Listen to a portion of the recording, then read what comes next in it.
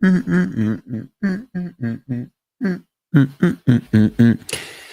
podcast, Monday episode. I feel like we need to start these shows off with a little creepo meter. And this episode, I'm going to put in the 9 to 10 range as far as creeponomics. It is creeptastic what we have for you on this particular episode. We are talking about the Trump-Epstein letter, which just came into our possession. That, of course, is because the Wall Street Journal dropped that off to the Oversight Committee for Congress, and the Democrats over there said, oh, this will be interesting for everybody, and they just gave it to us. So we have the letter for you. We'll show it to you. We'll read it to you, and we'll talk about its authenticity and how real this thing actually is. Plus, Britney Spears is in a little bit of trouble again. She's still dancing and doing weird things, but a lot of people are concerned for her well-being. SNL cast announced, finally, we know the full deal. Are we going to have the same Weekend Update crew? Stay tuned. We'll let you know. And Nikki Glaser had some interesting words on Taylor Swift's engagement that we have to talk about because I agree with her wholeheartedly. So we'll get into all of that and more coming up on this episode.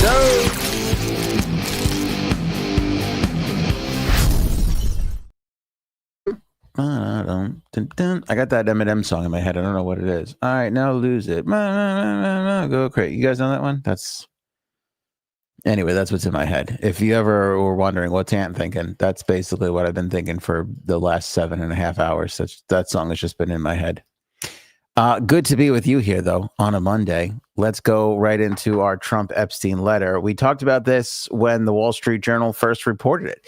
They came out and said, hey, everybody, there was a birthday book that was given to Jeffrey Epstein at one point. And sure enough, one of the letters is from current president of the United States, Donald J. Trump.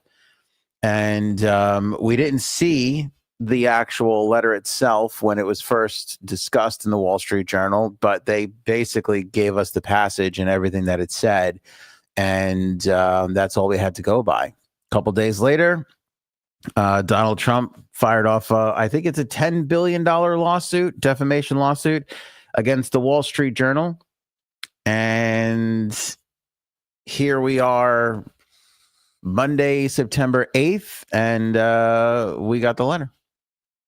Bring it up on the screen for everybody to see.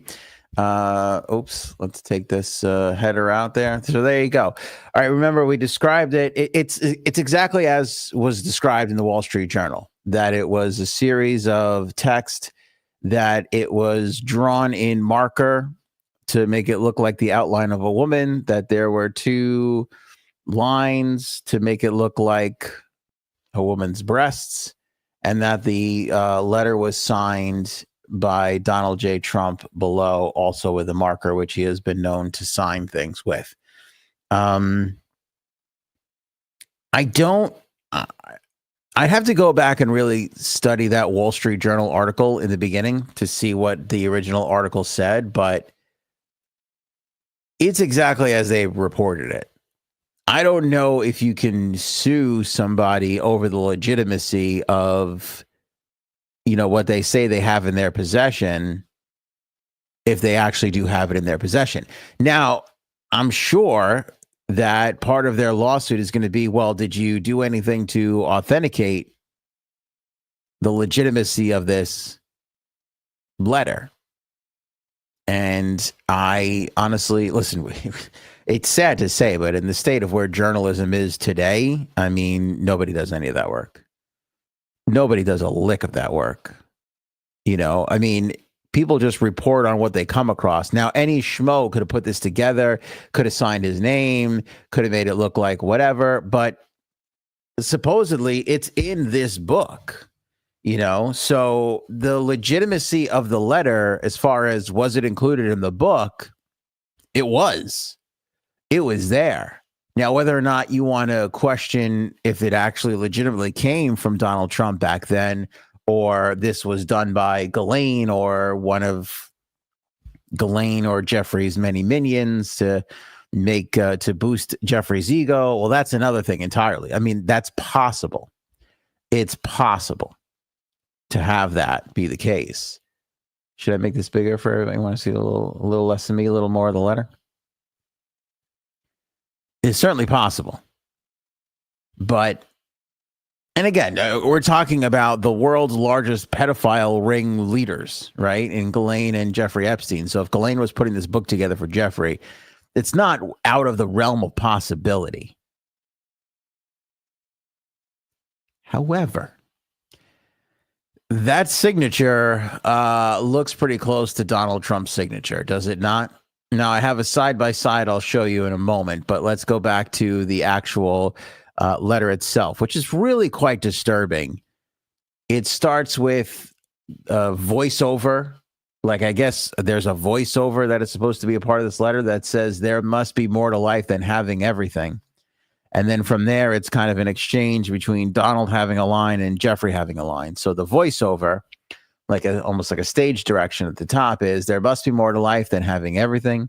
Donald responds with, yes, there is, but I won't tell you what it is. Jeffrey responds with, nor will I, since I also know what it is. Donald says, we have certain things in common, Jeffrey. Jeffrey responds with, yes, we do, come to think of it. Donald says, enigmas never age. Have you ever noticed that? Jeffrey responds with, as a matter of fact, it was clear to me the last time I saw you. And Donald's last line was, a pal is a wonderful thing. Happy birthday. And may every day be another wonderful secret. And then it says Donald J. Trump in text and type. And then his signature is just below that. I don't know. Will anybody know? Will we ever know? Will we ever really get the answer to this? I mean, it's kind of up to you. On a creepy level, I feel like it's a 10. It's a 10 on the creepiness. The drawing is crude and awful. The fake hoodies, this back and forth, the script itself, the copy is just terrible. It's just awful. The signature is pretty close. All right, Paul's already leaning into me. I wish Ant worried about our democracy more than he does about jam. What does that mean?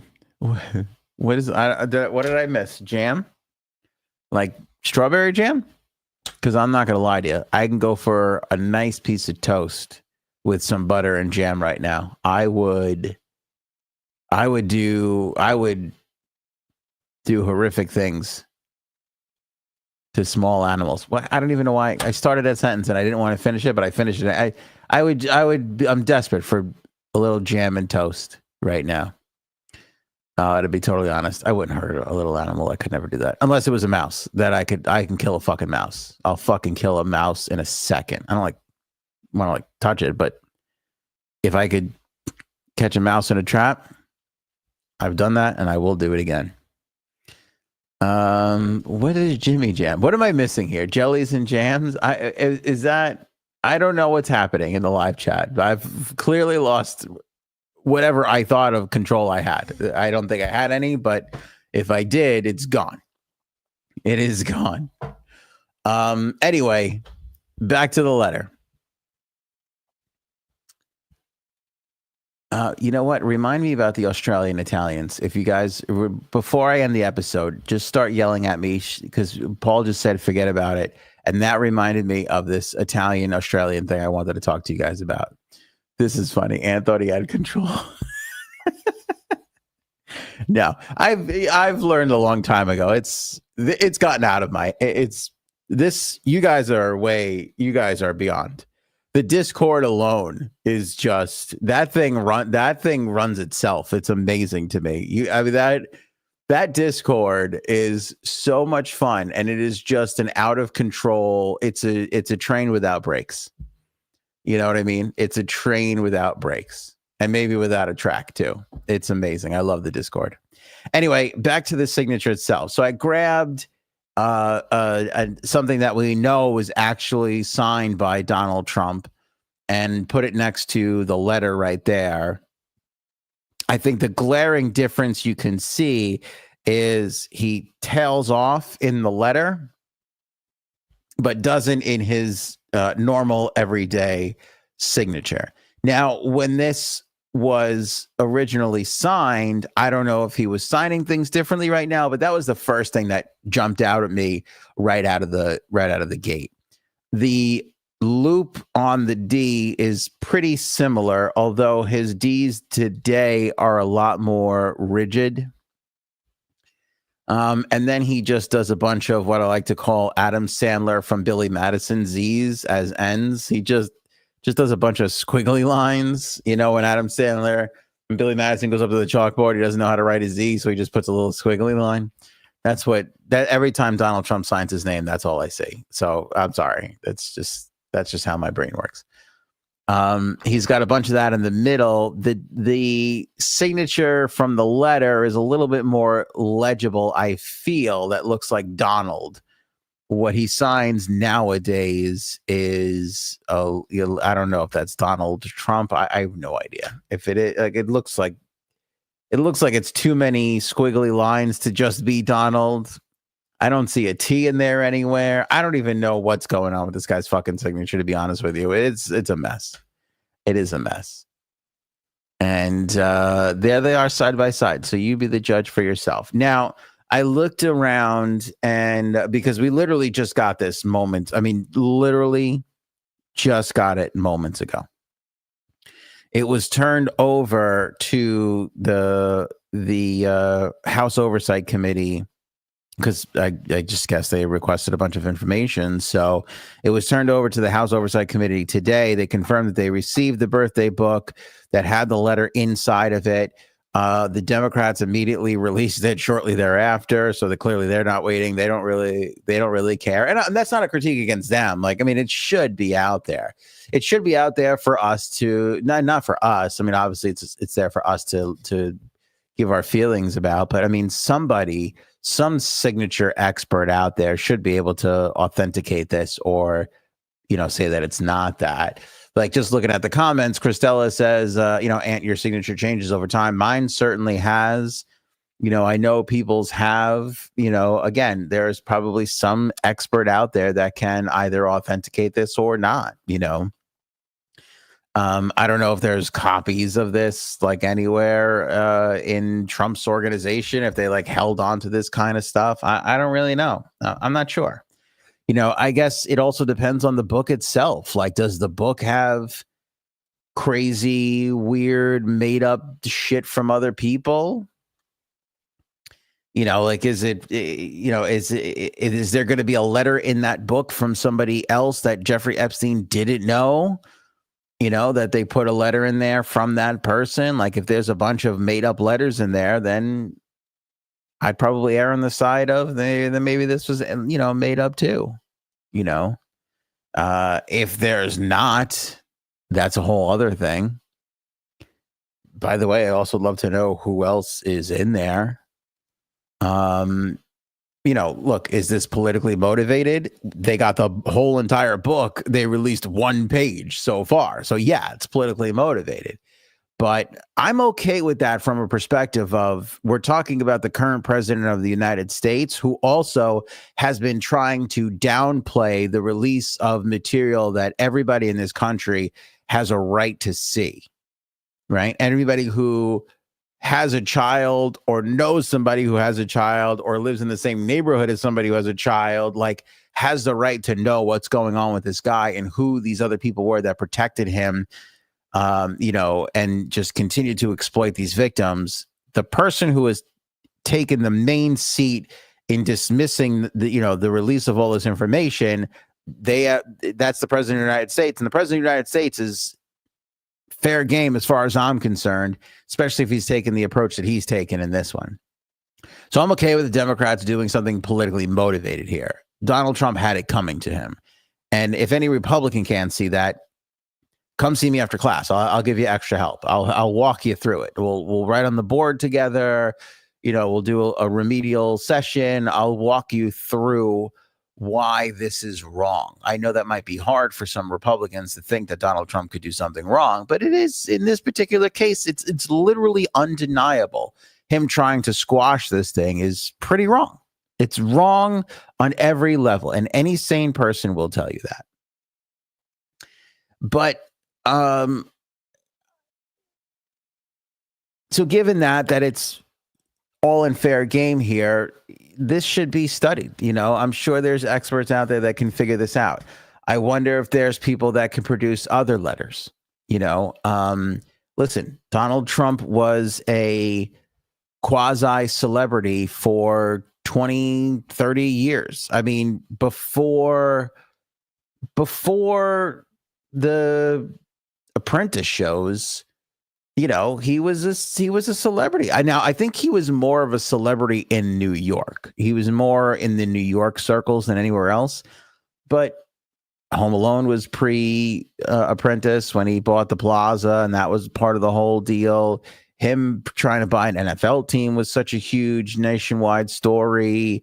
He had written books and, all that kind of stuff. So he was out there in the world. I'm sure people asked him to write birthday letters, recommendation letters,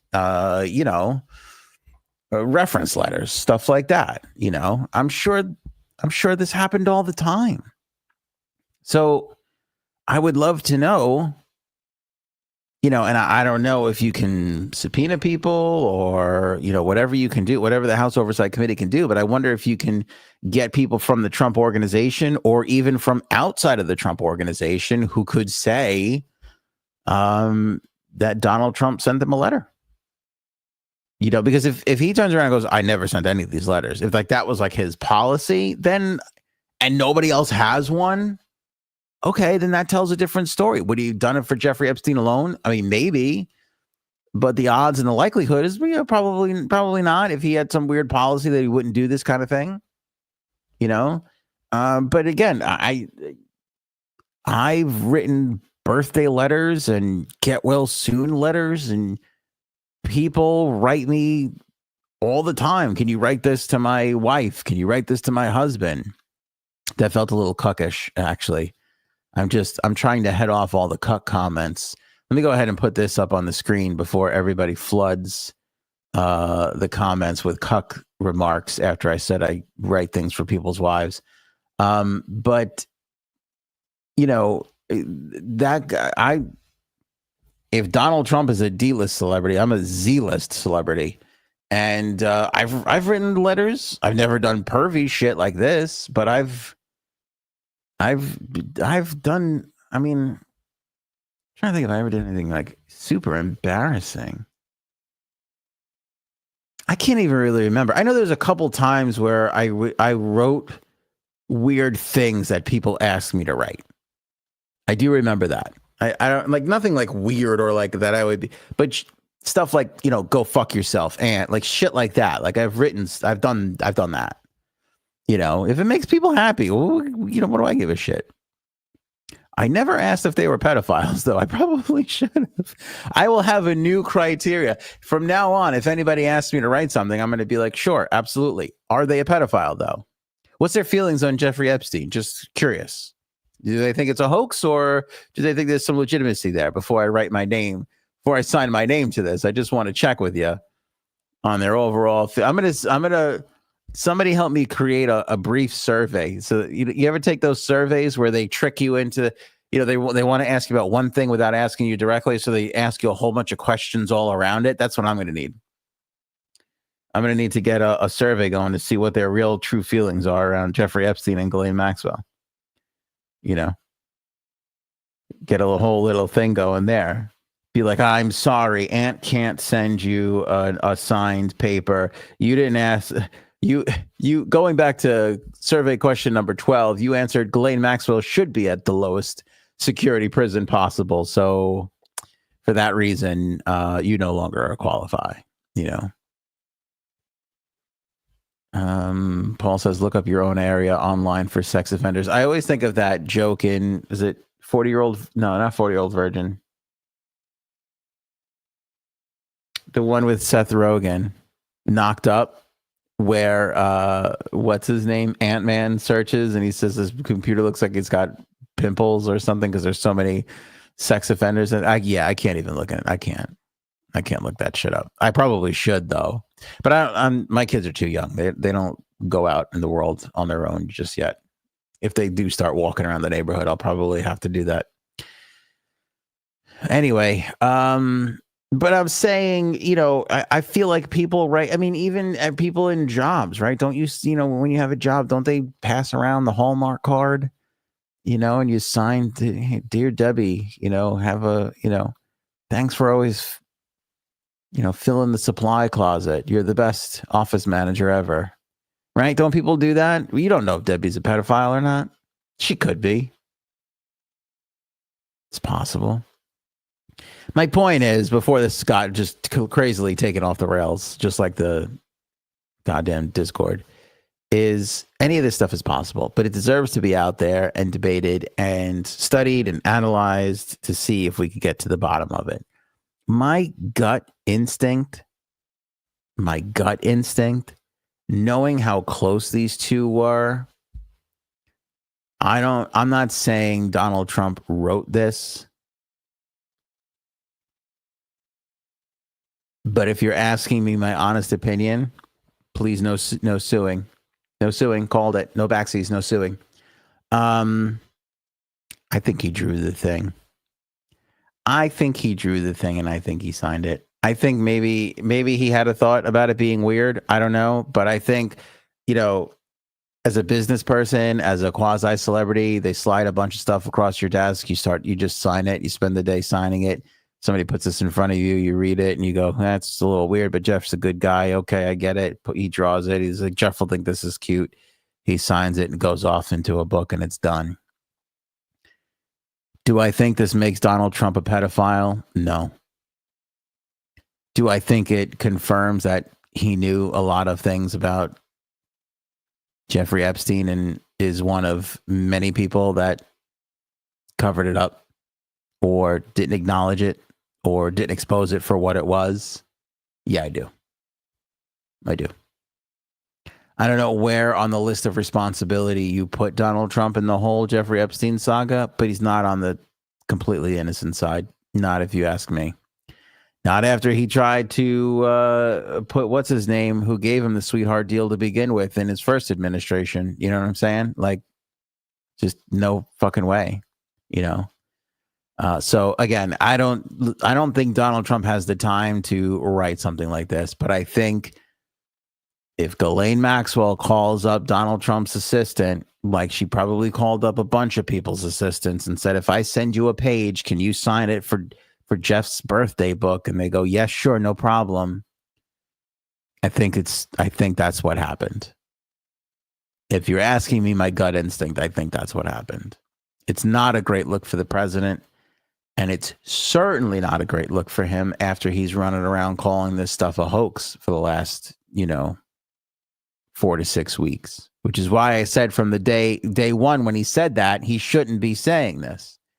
I was trying not to persecute the guy. I was trying to save the guy. So that was not the way to go with this. And he's made his bed, so he's going to have to lie in it now. And it's a fucking creepy bed. It's a creepy bed. So take a look at the two signatures together. You be the judge on whether or not it's authentic. I mean, it's clear as day. It's slightly different. It's clear to me that it's slightly different. Again, the angle on the D is different. He tilts himself a little bit more. He's got a lot more squigglies. It looks a lot more like just Donald in the beginning, but that doesn't mean that he didn't change his signatures. Again, we got this literally.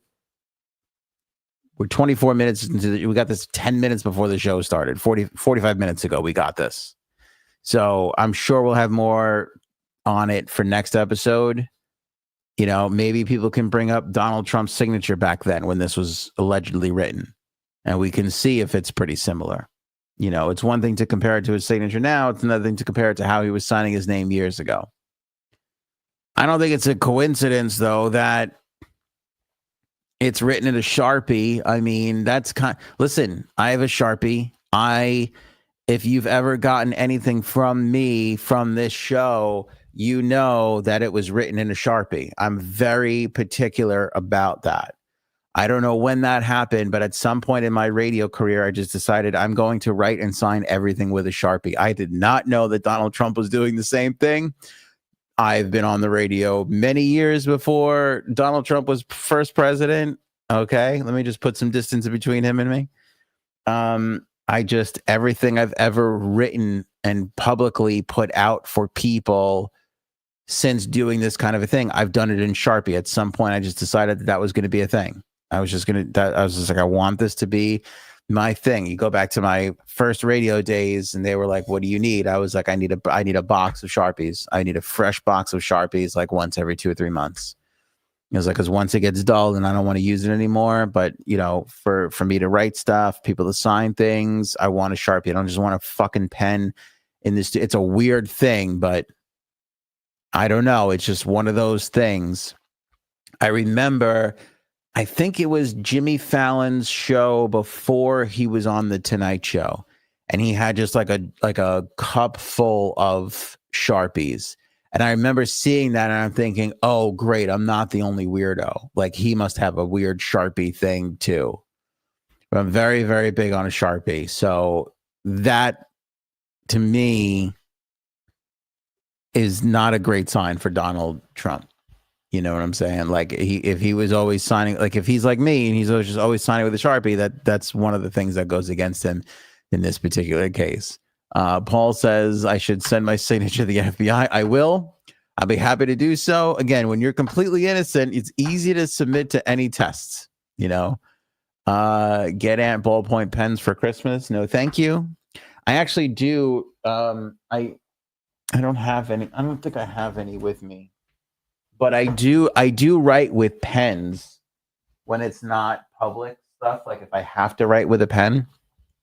Like, as when you're like filling out like a DMV form, you can't write with a Sharpie. So when I have to like write with a pen, I do write with one particular pen. And I believe it's a Sharpie pen too. It's not like the thin Sharpies. It's a Sharpie gel, I think it is.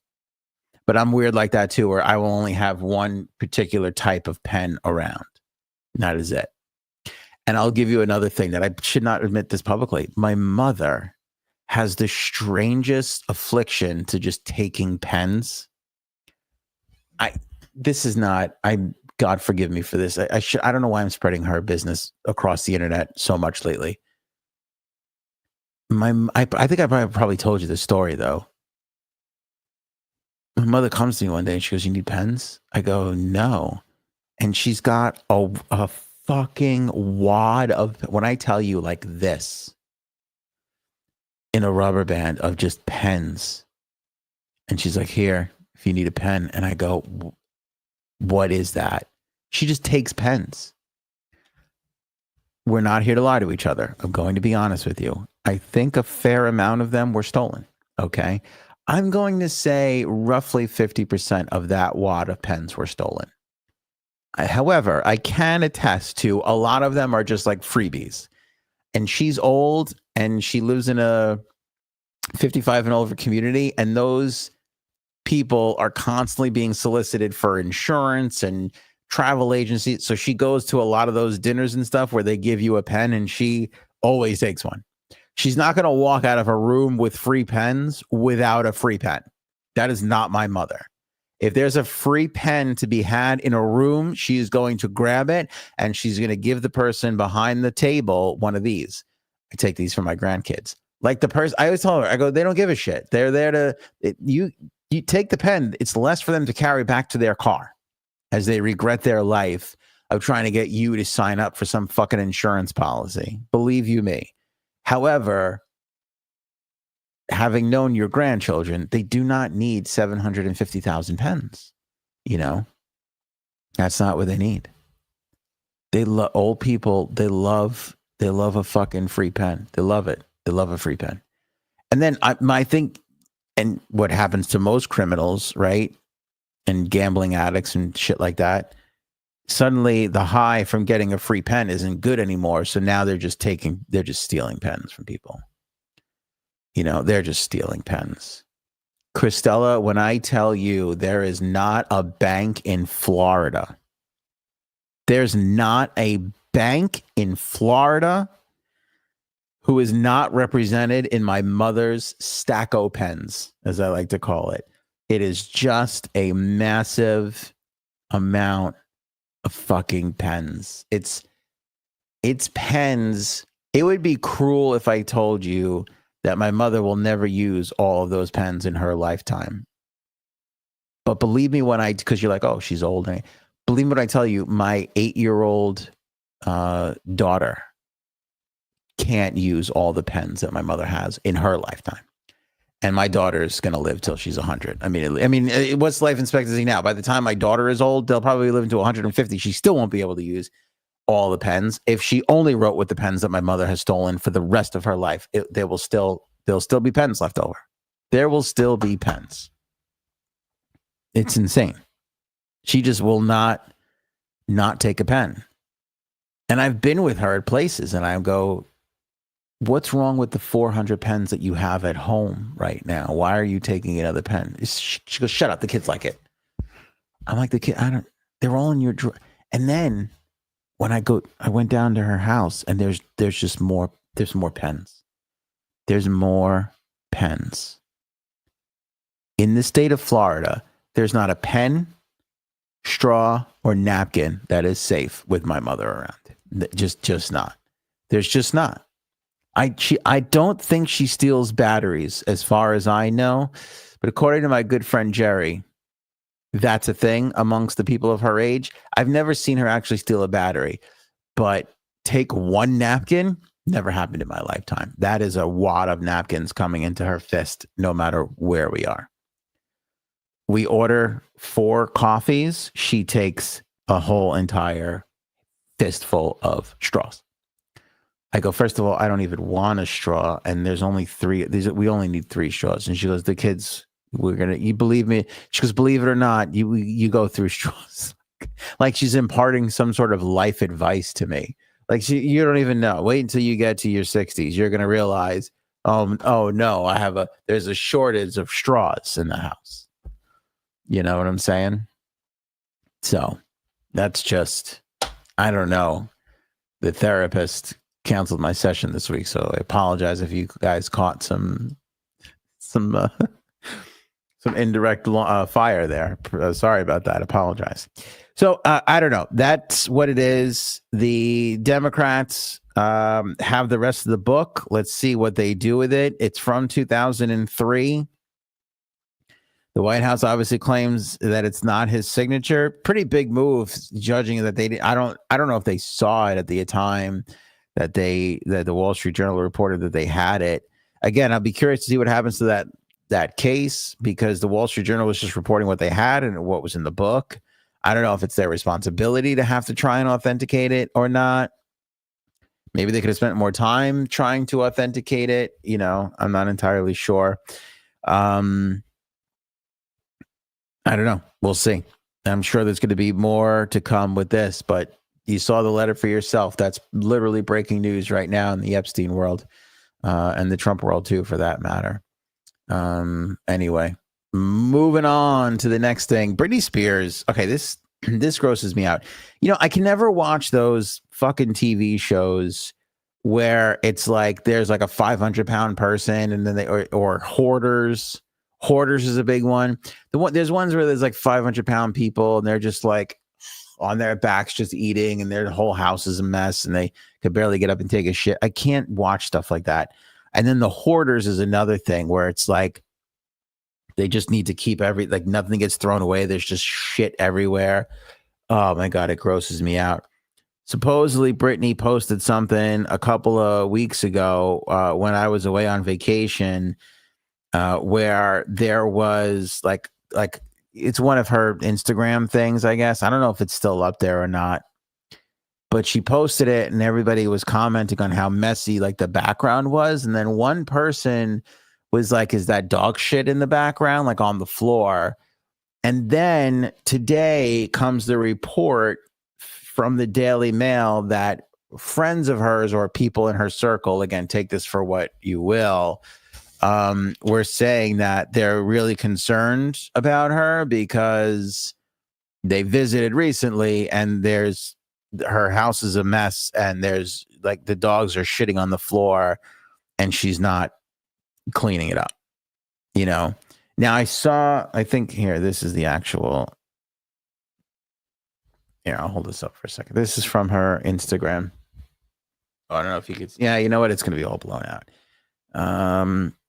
It's not that it really even makes too much of a difference because it's just like a little speck on the floor. The initial thing that showed, you could probably see it like that. Okay, here you can kind of see it from here.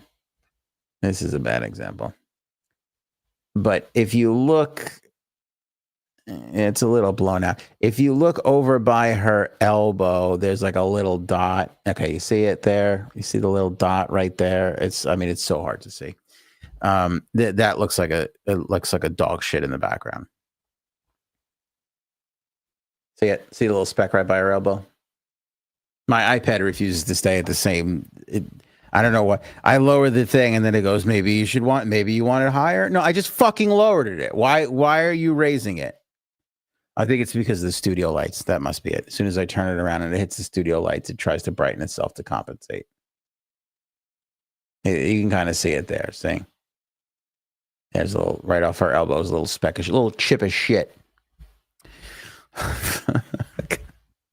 That's the most obscure movie quote. The hair is not. What is happening to the hair today? The most obscure movie quote ever. Bad Boys 1. Martin Lawrence. He's got Taya Leone's character in Will Smith's apartment. He's protecting her, witness protection, and she's got dogs.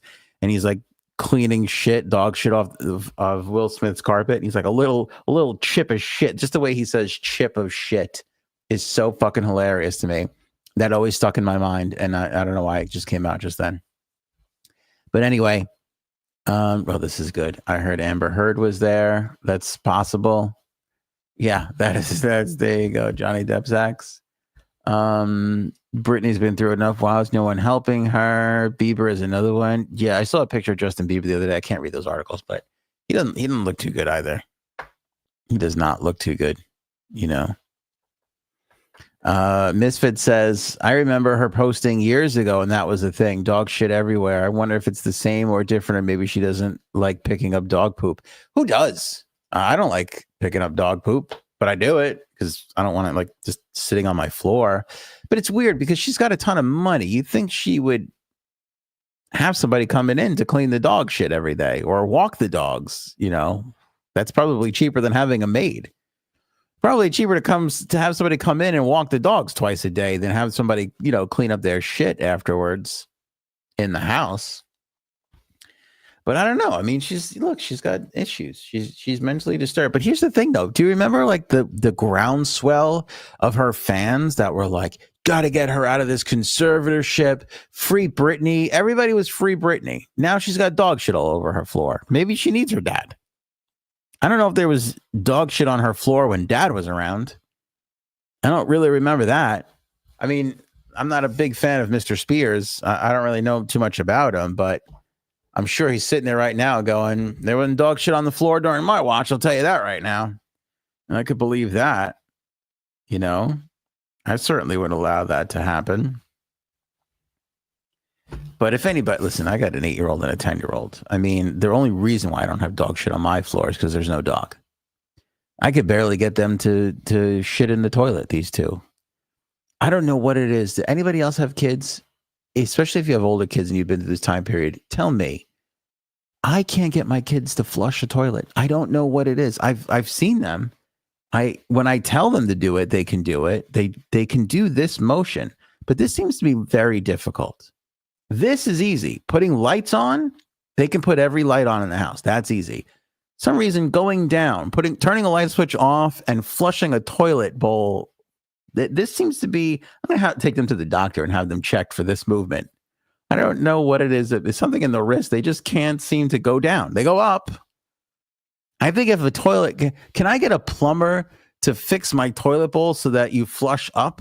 And can I also get it to look like a light switch? Because if I can get a light switch looking thing on my toilet, I think I can get my kids to learn how to flush the toilet. But as we stand right now, I know they've gone to the bathroom because when I walk in the bathroom, I just see a piece of human shit in there. And doesn't brighten your day. I'll tell you that. It doesn't brighten your day. And I'll tell you what the most alarming thing is. When you see a big turd in your toilet bowl and there's not a piece of toilet paper anywhere to be found in there. That's when you know it's just time. I got to plan another vacation. I got to get the fuck out of here and get on a plane and go somewhere other than these monsters and animals, because I can't even do it. If I never yelled at my kids, I would put my house up against the worst episode of Hoarders and see what happens. If I didn't yell at my kids for 3 weeks, I feel like I would be living in the worst hoarder house you could imagine. I feel like I would. There's just stuff everywhere. There's a battery on my desk. I didn't bring this here. I didn't put this here. This isn't my battery. Look, this is in my podcast studio. I didn't leave this here. This wasn't me. They just leave shit everywhere. I don't even know. Is this hers? Is it a doll's? I have no idea. I have no clue.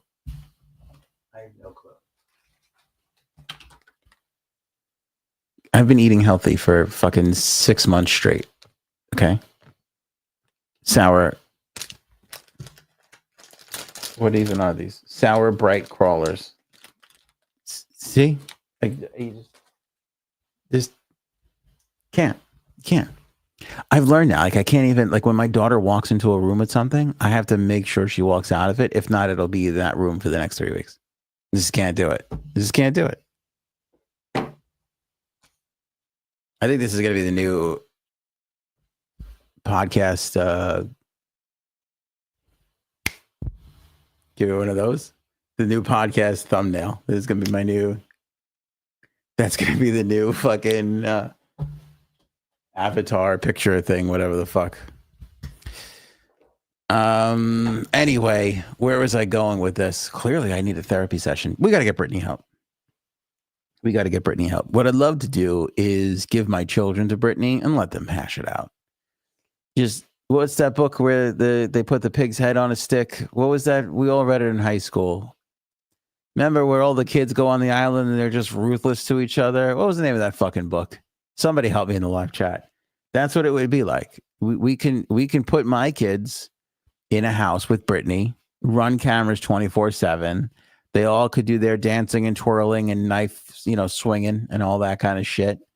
We'll sell the shit out of it. Everybody would buy that stuff. Lord of the Flies. Thank you. It looks like Christella just edged out Bird, but boy, were those two popped up at the same time. But Christella is technically listed first. So that was a photo finish, Bird, but I'm going to have to give it to Christella with Sarah coming up in the third place. Yeah, it would be Lord of the fucking Flies. It would be ridiculous. Speaking of streaming stuff, as we go to SNL, I watched the MTV Music Awards last night. I shouldn't admit to that. I feel like I'm way too old. By the way, I was sitting there watching it going, I'm way too fucking old for this. I think Ricky Martin opened the show. By the time I turned it on, he was like out of breath on stage. And I'm surprised anybody even gave a shit to have Ricky Martin there. And then later on, Mariah Carey was there. And I was like, only 10 people know who she is. And one of them was Ariana Grande. They were all artists who knew who she was. I feel like, does anybody really know who Mariah Carey is? Who watches MTV today? Does anybody actually watch MTV today? That might be the most important question.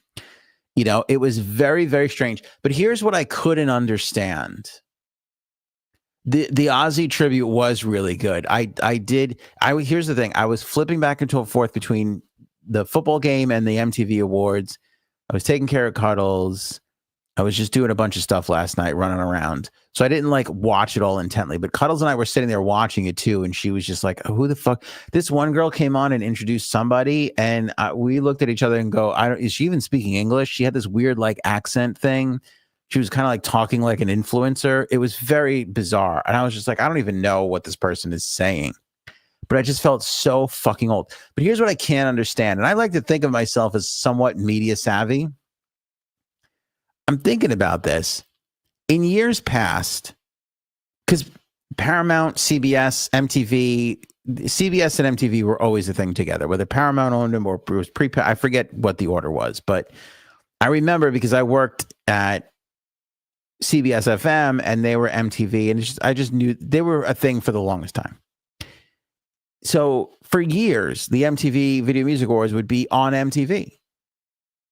And CBS, the local affiliate or whatever, the network would be showing whatever they wanted to show. And the MTV Video Music Awards were on MTV, and that's just where they were. And then there was 1 year or maybe 2 or 3 years where they literally put MTV, the Video Music Awards, on every cable channel they had. So it was like on CMT, on VH1. It was like on every cable channel that they also own. They just put it on all these channels, I guess, to just like pump up the ratings, the viewings. That was a few years ago. And now this year, the MTV Video Music Awards was on CBS itself. I can't seem to figure this out because it was like in years past, they never wanted to screw up network television because there was always huge ratings there. I mean, that's why they had cable. They would put something on the network, you know, only certain things would go on network TV. And then other stuff would go on cable. And then you would get the best of both worlds. The cable audience would be there. The regular broadcast audience would be there. And now we've almost like reversed that order. You know, it's kind of really bizarre and strange. Like football, Monday Night Football was on ABC. And then it went to ESPN.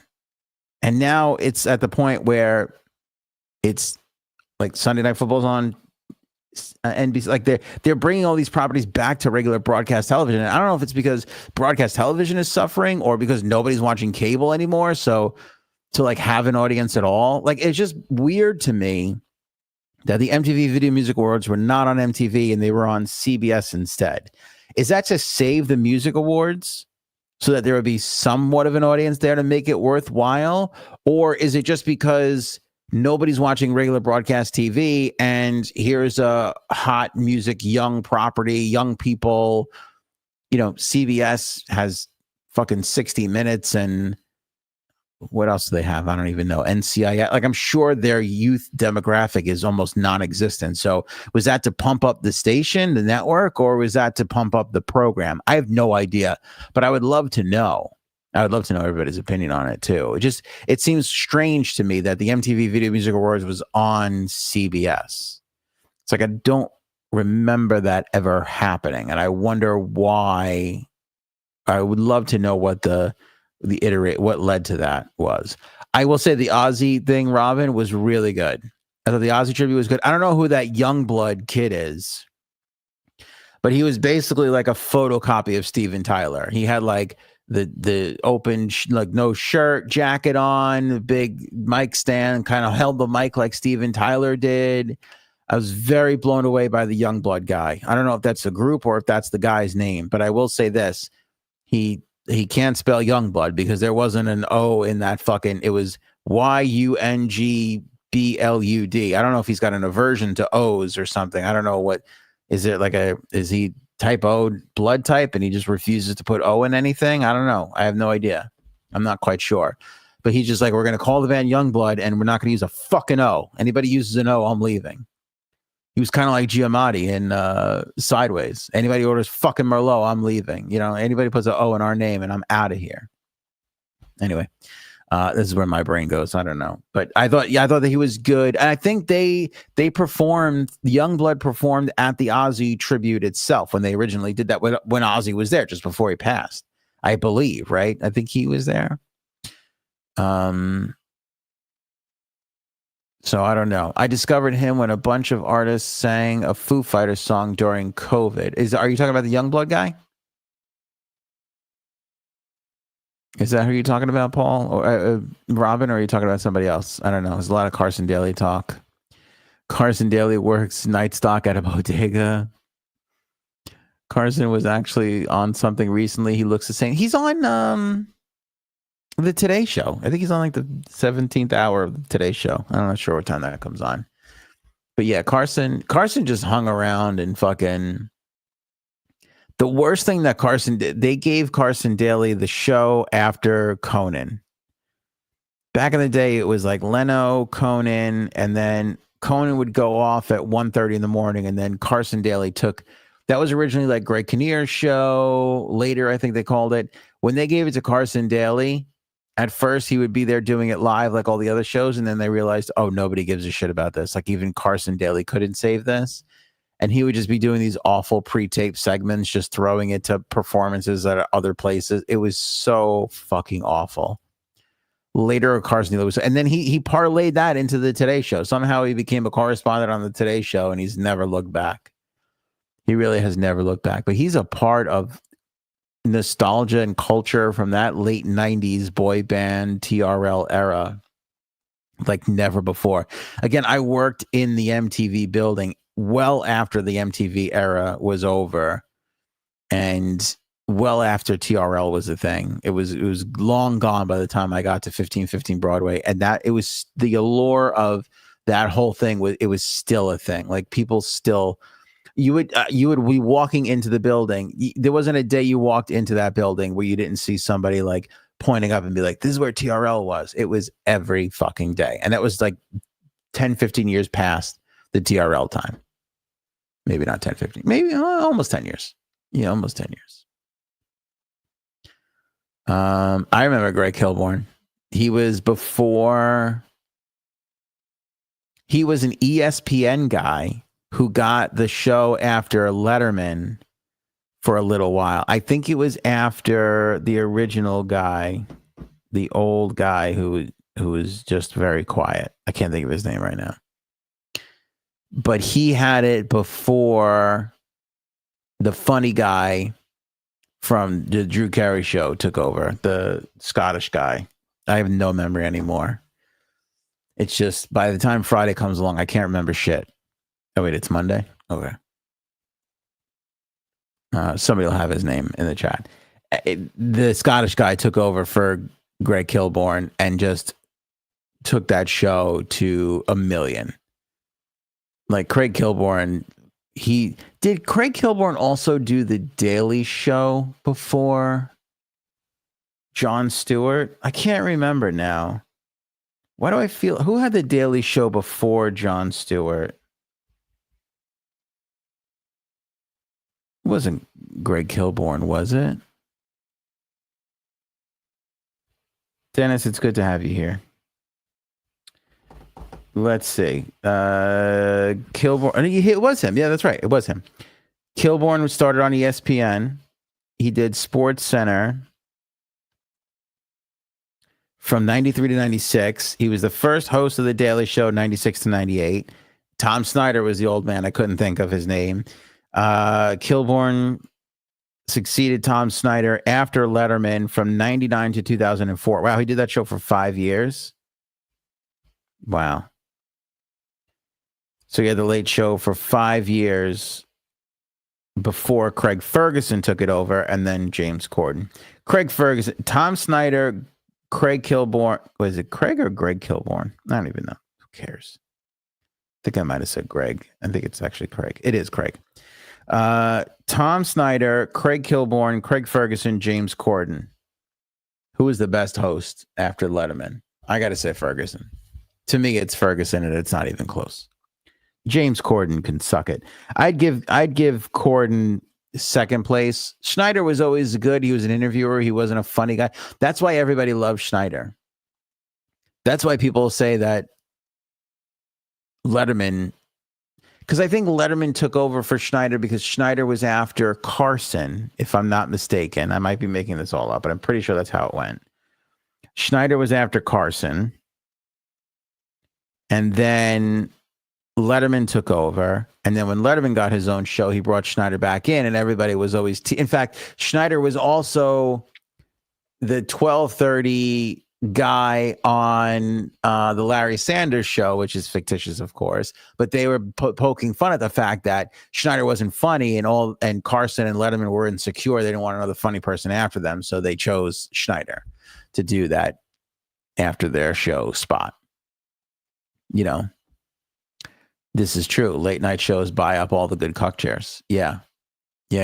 We should get a cuck on the show. And besides asking them why they want to even be a cuck, we should have them rate the late night show chairs to be like, which chair do you prefer to sit in as you watch some other dude plow your wife? Was it Letterman's chairs or Leno's chairs? And then we can crown a king of late night or queen based off of their cuck chair potential. That's something you won't find on any other podcast. That I can guarantee you. That would be podcast history. Also, Christella says Corden was a twat. Okay, good. I like that. Something funny about the word twat to me that I find, when used correctly, can be downright hilarious. I saw thank you, Christella. See this, Christella, you know the term, don't encourage him? You've got to learn that term. Every time I put out what I think is an awful idea, Christella, God love you, you're there just to be like, yeah, go for it, Aunt. And I can just see my wife, Erin, a lot of people just going, no, don't encourage him. Don't let him. That's not a good idea. But I think the cuck chair bit, credit to Bird, is a good idea. Shit, what was I just gonna say about? Okay. I heard a joke today. Fuck, I can't say it now. I don't remember it. It was, what do you call a bunch? What do you call shit? If I could, I saw it on. I don't know if I sent it to anybody. It was really really cute bit. What do you call a bunch of? Let me see if I saved it. No, I don't think I saved that shit. So what do you call a bunch of dildos about? Oh wait.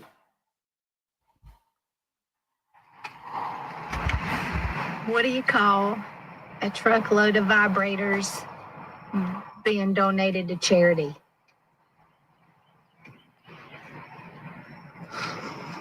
Don't want to know. What is it? Toys for twats. That was Lucy and Ethel on TikTok. Go follow Lucy and Ethel on TikTok. See, I credit them. I don't just say a bunch of TikTokers, you fuckface asshole who called me a YouTuber the other day. Still not over that. Lucy and Ethel. They are at Lori Manisco. I don't even fuck. Just search Lucy and Ethel on TikTok.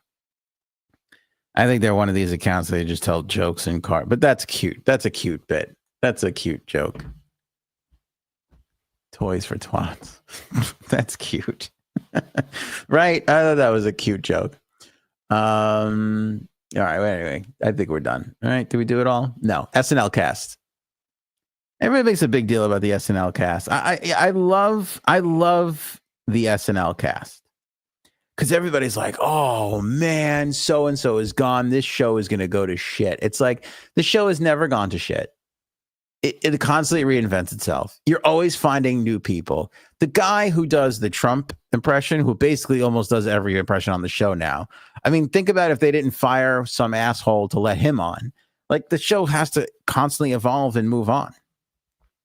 But we got the final cast announcement just earlier today. Variety was the first to report this. Bowen Yang, Ego Nuodem. I'm sorry, I love her, but I don't know how to say her name. Chloe Fineman, they're all coming back. Kenan Thompson is returning for a record-breaking 23rd season. What Kenan Thompson has on Lorne Michaels, I will never know. Kenan Thompson might be the only one who knows for sure Lorne Michaels was on the Epstein Island, and he is keeping it quiet until his run on SNL is over. Okay? He is just, I love Kenan. I think Kenan is very funny. I think he just might be the most polite person ever, and he's pretty funny, and that's why nobody wants to get rid of him. The shocker to me, though, was that Colin Jost and Michael Che are coming back for Weekend Update.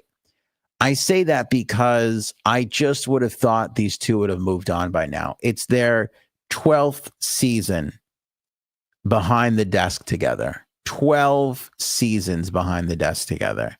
That's pretty amazing. That's a pretty long run. And I say that too, because not that I want to get rid of them, because I think the two of them are spectacular. I'll take anything with them. But if you remember, they did like a summertime show where they were doing just Weekend Update. Remember they did that whole little thing? Che had his own sketch show on HBO or Showtime or Max or one of those fucking places, which was like pretty dirty and like all like the stuff that he really likes to do. And that was like critically acclaimed. I've heard and read interviews with Che where he's kind of like, I don't want to do this anymore. It's kind of coming to an end. Like it's going to be over soon. The last 2 or 3 years feels like Che is on his way out. They were both head writers. And I think Jost stuck around another year or two more than Che. But I think they've both relinquished that at this point. Maybe Jost still is. I could be mistaken. But I know at one point they were like, oh, it's basically a name only. We're not really head writers, which is another job unto itself. I felt like we were going to lose them in year 8 or 9, and it's now we're going into year 12 and they're still together. So I think that's pretty amazing. Also, there was tons of rumors that Lorne Michaels was screen testing other anchors. So it just kind of felt like the writing was on the wall. But I'm with Lorne. I mean, if you can keep Colin Jost and Michael Che together, keep them together. They're juggernauts. They're hilarious. Their banter back and forth is great. When they write the bits for the other person and they bake in a little bit of racism and, he always makes fun of Jost for Scarlet Joe and all that kind of shit. Like it's fucking brilliant. It's always great. So, I'm glad that we're getting a 12th season. I don't know how much longer they can keep them two together for, but I mean, think about it. I don't know if they're living stressful lives. If they're just doing update. I had Dennis Miller on once, and he was like that first cast member that's like, don't write me in your sketch. I just want to do update. I don't want to do anything else. He was like one of those first guys that was like, this is a job unto itself, and I don't want to be on SNL. I want to just do update. I'll never forget that. I had Dennis Miller on. We had a great conversation. I should re-air that interview. I should put that interview back out. But I just remember him saying, I don't want to do it. He would go up to writers and be like, write me out of your sketch, put somebody else in it, or write that character out. I was like, I'm not doing it. I just want to do update. So, I mean, it can't be a stressful thing. They got their own writers. They write their own shit. You're in there, you do your bit, you go. It's a nice existence. I mean, same thing with Kenan Thompson. It's not like he's in a ton of shit, but I don't know how much of that he's taking the brunt of. I'm sure by this time, all the writers know his voice. They're writing for him. He could probably jump in a bunch of things, and that's it is what it is. Robin, you've said a lot of great shit over the course of our podcast. This might be the most brilliant. Kenan Thompson might take over when Lorne Michaels retires. I mean, to me, that makes a ton of sense. I wonder if he has the acumen to be a producer, but if he even has a 10th of what he has from an acting ability, he'll be just fine. Because you do need a special person. Like Lorne is special. He is special, I forget the other guy, Dick Ebersol. He did the show for a year when Lorne left. Show's fucking sucked without Lorne Michaels. Show was terrible. That 1 year that Ebersol did it, it was a nightmare. They immediately went right back to Lorne Michaels. So that could be possible. I wonder, because you got to wonder who they would go with. Who could do it. I forget the other guy. I actually interviewed him too. The white guy. He's the announcer now. Can't remember his name, but everybody says that everybody thought, because he was on for like a billion years, because he did impressions and all kinds of shit. They always thought that he was going to continue. His name will come to me too. Anyway, Mikey Day's coming back. Sarah Sherman, Marcelo Hernandez, who I thought was really strong towards the end of last season. Andrew Dismukis, James Austin Johnson. That's the guy who does Trump. To me, he's the breakout star. I worry about a guy like that, though. Like a lot of sometimes the people who are just so killer at impressions, they never get movies or whatever. That's kind of like their thing. Newcomers Ashley Padilla and Jane Wicklund are also going to join the cast. Not coming back, Devin Walker, Emil Wakeham, Michael Longfellow, and Heidi Gardner. Heidi Gardner, believe it or not, was the longest running female to ever be on the show. I did not realize that. That's kind of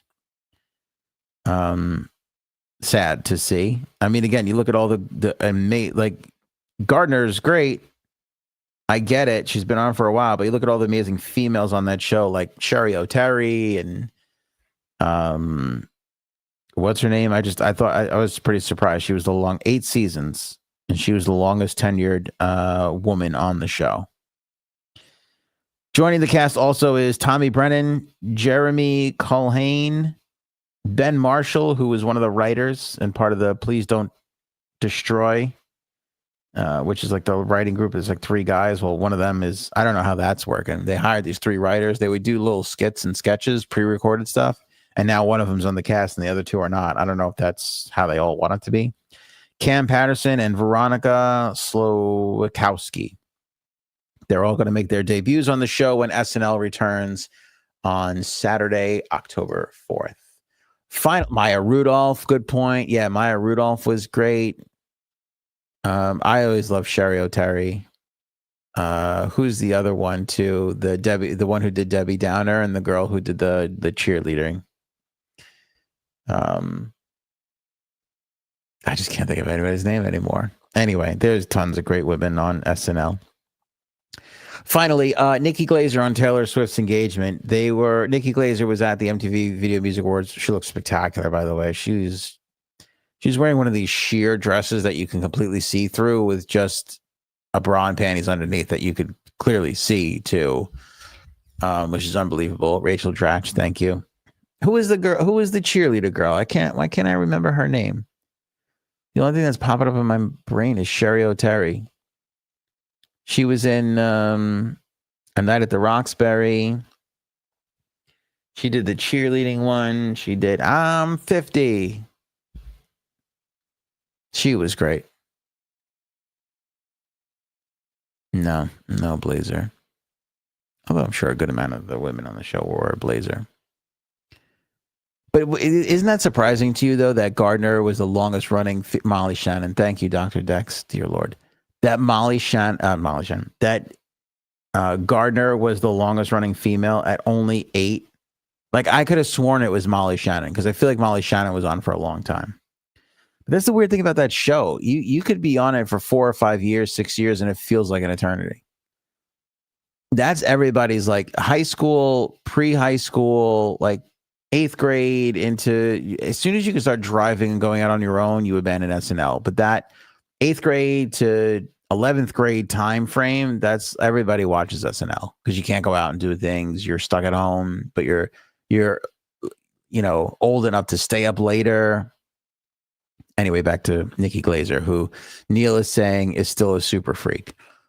Neil, I believe you're referring to the fact that she is openly admitted to being a cuck herself, that she likes to watch her boyfriend with other women. She finds that to be quite a turn on. Is that what you're referring to? Because that's what she made headlines for a little while ago. Anyway, she was talking about Taylor Swift because they were asking her at the MTV Video Music Awards when she was there. And she was basically saying that she watched the podcast episode where Taylor went on Jason and what's his name? Who's the other Kelsey? The one that she's engaged to? I don't know. The Kelsey brothers. She was watching Taylor Swift on the Kelsey brothers podcast there. And she was like, you could tell they were in love with Travis. You can tell they were in love with each other so much. Like they were obsessed with each other. Like he's totally obsessed with her. And she genuinely loves him back. She's like, they're going to ruin relationships for people. And I couldn't agree with her more. I'm not entirely, like, I didn't watch that episode. I don't know how in love they really are together. I mean, from what everybody says, they're echoing Nikki Glazer's sentiments. I just think that it is a rough time to be getting engaged right now.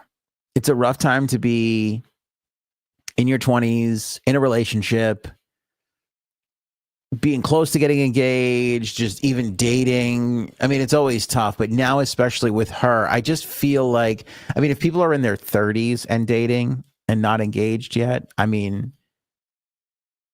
that was a tough thing for me 10, 15 years ago. And I'm a guy.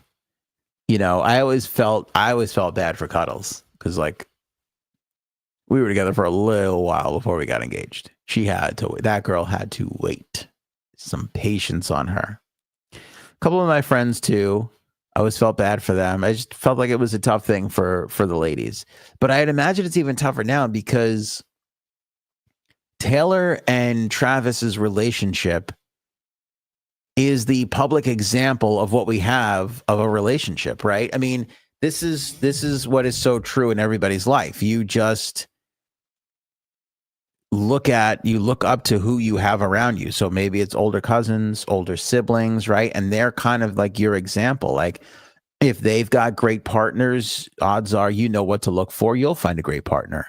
You know, if your parents are a great match for each other, or even if they're not, you know, sometimes if they're not a great match for each other, you know what to avoid, and then you might wind up in a good relationship. But it's not even the parents so much as it's more older siblings, older cousins, maybe friends of the family that are a little older. You know, those are kind of like your local examples that are close to you. And then there's like the celebrity relationships that everybody has as an example. And this is a rough one because just the way Taylor does everything, it just looks like a fairy tale. It just looks perfect. Like, again, I don't give a shit about anything, but when Erin C. broke the news to me, when Erin broke the news to me that Taylor got engaged, I went to her Instagram to look at the photos, and I just thought, pretty classy. Pretty classy. You know, I didn't know what was going to be. You know, everybody was like, oh, they'll do it during the Super Bowl. They'll do it. They are all predicting this rough shit. But just like in this garden-esque thing, it's not like crazy outlandish. It wasn't like she was, you know, sparkling from head to toe. It wasn't gaudy or cheap. It was like classy. Not understated, not overstated, just beautiful. The ring was fucking ridiculous. So that, you know, that immediately puts every man to shame that they're not going to be able to afford a ring like that, or a woman who's buying a ring. But I just feel like, you know, going by what Nikki says here too, and just like knowing what I know about them, which is far less than she does, and seeing the engagement photos and everything like that, I can't imagine what it's like right now to be a 20-year-old or 30-year-old and you're in a 2 or 3 year relationship and you're thinking about getting engaged or married, and maybe you're even talking about it with your partner. And like, this is the shining example in your face is Taylor Swift and Travis Kelce. And it's insane because celebrities and millionaires can't even compete with that. So how are the average everyday working people supposed to, you know, compete with that? And it's not like they're competing, but again, when that's your example and it's almost this unattainable thing, I think you're going to ruin a lot of relationships unintentionally. This is not Taylor's fault. She's just living her life, doing her thing. But at the same time, she knows how to promote. She knows how to put a record out. Like, not a critique. Don't come after me, Swifties. But is it a coincidence that the album announcement, single, and engagement all happened around the same time? Like, I don't know. I think when you become Taylor Swift, you can't not be Taylor Swift. Like, I don't think she was sitting there going, I'm going to get engaged and announce a record all in the same time. You know, I don't think that's what she set out to do. But I do think that when all the stars start to align, you go, well, I'm not going to shelf this record for my engagement. It'll just enhance everything. It'll make the engagement more special, and the engagement will make the album more special. You know, I don't know. You can't not. Sometimes you just can't separate the public persona from the private person, and I don't think she can. And again, not that she's out to ruin other people's lives, because I think she's out to be an artist and an inspiration, if anything. But I mean, I just feel like 5 years from now, 10 years from now, you're going to hear from a lot of people that are like, yeah, I broke up with my girlfriend because of that shit. Or I dumped that guy I was with because he didn't look at me the way Travis was looking at Taylor, which could be a really good thing in some cases, I guess. And maybe not so much in others. But I just feel like it is that, you know, unattainable. Like I remember Cuddles would get these bridal magazines, and it would be one ridiculous thing after the next. And some of the images in there were so just unrealistic. Like there was one where the bride was like floating on a cloud or whatever. And I'm like, nobody, you can't, there's no, you know, it just like, it was like this wedding hall, and it was like this thing, and it was like, you know, and believe me, there's ridiculous. There's a wedding hall where Cuddles and I grew up where the bride literally comes up through the floor. Like there's a dance floor, and the fucking thing opens, and the bride comes up from the floor. And you would think, when somebody first told me that, I said to myself, that's so fucking embarrassing. And then the amount of weddings I've been to at this fucking place, the amount of people I've watched firsthand come through the floor is absurd. And I could no longer voice my opinion on it because I just knew so many people. And it was so popular. Brides coming through the floor was so fucking popular at this place that they had to replicate it, but they couldn't do it in another part. So they decided to cut a hole in the wall. And so the wall would open up and the brides could walk through the wall, like not doors, legit closed wall. Like there would be a wall, and then all of a sudden lights would go on behind the bride and groom, and you could see them then through the wall, and then the wall would open up. Like that was how they dealt with the demand for brides to come up through the floor. It was literally like the second package. It was like, we can't, you know, the floor room is booked, but we got the wall room if you want to come through that. Or if you don't want to spend 60 grand on the floor room, you could come through the wall for like 50 grand. Like that's how they would sell it. It's Russo's on the Bay in Howard Beach, by the way, for people who are curious. I'll save you the Googling. Beautiful place, wonderful establishment. They do wonderful charity. I've been to tons of charity work there. I've had great meals there. I've been to great weddings there.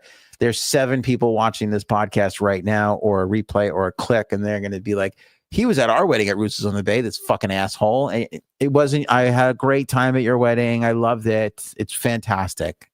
I really did. They have great, I remember every time I had a shrimp at that fucking place, it was outstanding. Russo's, you do a great job. It's just, I was a dick and still kind of am. And the idea of like, I need to come up through the floor seems ridiculous to me. That's it. That's all. I like, you know, when I got married to Cuddles, we just walked into the room. It wasn't that big of a deal. I was like, we can transport ourselves. We have legs. It's fine. It's fine. And I remember the guy going, how many smoke machines do you want on you? I said, if there's a fucking smoke machine anywhere at this wedding, I'm going to kill somebody. I was like, I do not want a smoke machine, and I do not want any sort of weird lighting. Please don't do any of those things. We got married on the water. I go, we're going to let God decorate this fucking wedding. Okay. Just, we're going to hope for a beautiful sunset and the water view. And that's all we fucking need. I don't need fucking 10,000 laser lights and smoke machines. I don't fucking need it. I don't want it. I don't want to come in on a cloud or up through the floor. I don't want anything mechanical involved in my entrance. You can say my name and I'll walk in the fucking room, and then we'll be done. Then we'll get to the fucking toasts and we'll start eating. That's what we're all here for anyway, you know? Anyway, I think that's it.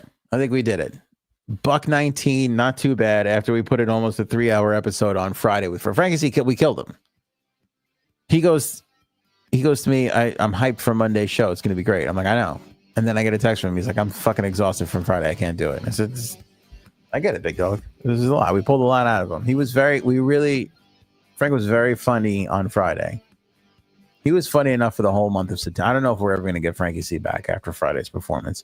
We'll just have to keep rewatching Friday's episode. In fact, join us on Wednesday. If Frankie C doesn't, we'll just replay we'll watch the episode together. Now that I think about it, that would be a pretty hilarious podcast episode. Welcome, everybody, as we watch an episode from 5 days ago. Let's watch it together, though, and comment on it. I bet you I could be more brutal than you guys can on the hosts. This is nice. My next wedding is going to be Romeo and Juliet themed. See? Could you imagine what this wedding is? That's what I'm saying. Like, what is that wedding going to look like? Nobody's going to be able to compete with that. Show me potato salad. Come on, Taylor. Have mercy on people. Maybe we should go now. Go ahead.